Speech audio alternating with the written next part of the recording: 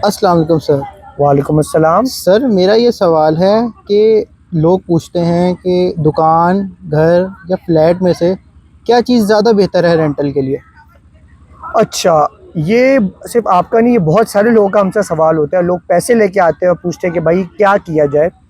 देखिए, सबसे पहले तो समझना ज़रूरी है कि ये तीनों चीज़ें ना बहुत डिफरेंट है। जब आप एक घर लेते हो तो उसके अंदर सिर्फ़ और सिर्फ़ कंस्ट्रक्टेड एरिया नहीं, उसमें अंदर आपको ज़मीन भी मिलती है। Point number 1। पॉइंट नंबर 2 ये है कि जब आप फ्लैट लेते हो, उसके अंदर ऐसे आपके पास ज़मीन नहीं होती, लेकिन उसकी प्राइस जो है वो घर से कम होती है।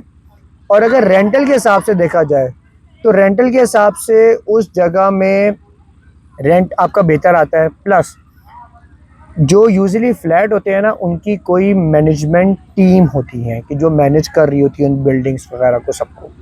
जब वो मैनेज कर रही होती है ना, तो उसका बेनिफिट ये होता है कि वो आपसे मैनेजमेंट के मेंटेनेंस चार्जेस लेते हैं, जिसकी वजह से आपकी चीज़ मेंटेन रहती है।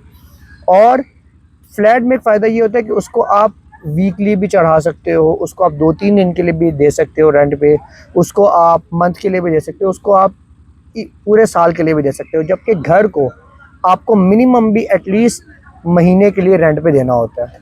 उसमें भी बहुत सारे मामलात होते हैं कि जी इतनी सिक्योरिटी है, इतना एडवांस है। वो वेरी करता है कि किस लोकेशन पे है, किस डेवलपर का प्रोजेक्ट है और क्या क्या चीज़ें होती हैं। थर्ड नंबर पे हम आते हैं शॉप्स पे। शॉप जो होती है या जो आउटलेट्स होते हैं, उनका रेंटल वैल्यू बहुत अच्छी होती है। प्लस उनकी एप्रिसिएशन भी बहुत अच्छी है, क्योंकि वो एक कमर्शियल चीज़ है।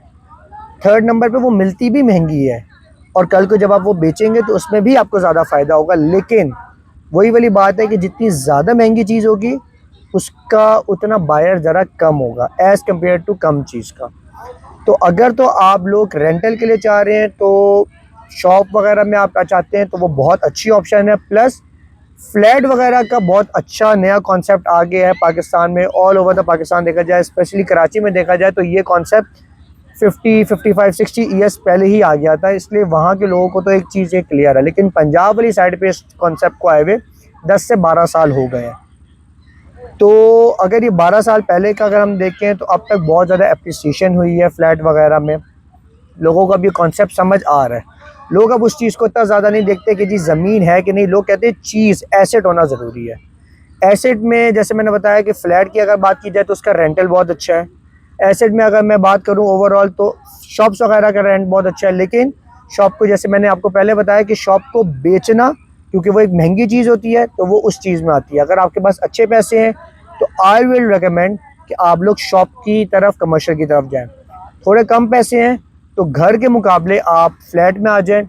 एक और थोड़ी सी आपको एक कैलकुलेशन बताऊँगा। फॉर एग्ज़ाम्पल, एक घर है जो कि 3 करोड़ रुपए का है। आप एक वो 3 करोड़ का घर लेते हैं, जिसके ऊपर आपको जो रेंटल है वो आपको अराउंड अबाउट आ जाएगा, एक्सपेक्टेड अगर हम समझे कि जी महीने का जी 2 लाख रुपए आ रहा है, साल का हो गया 24 लाख रुपए।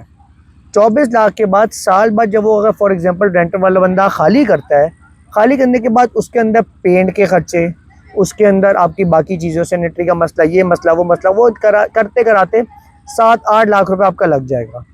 उसके हिसाब से अगर हम देखा जाए, तो आपने पूरे साल में जो कमाई की वो 15 लाख रुपए की कमाई की। 15 लाख के ऊपर अब साल बाद आपको टैक्स भी देना है, प्रॉपर्टी टैक्स। वो भी जब आपको देना है, तो वो भी जब कर करा के वो तकरीबन आपने 10-1 लाख रुपए कमाया।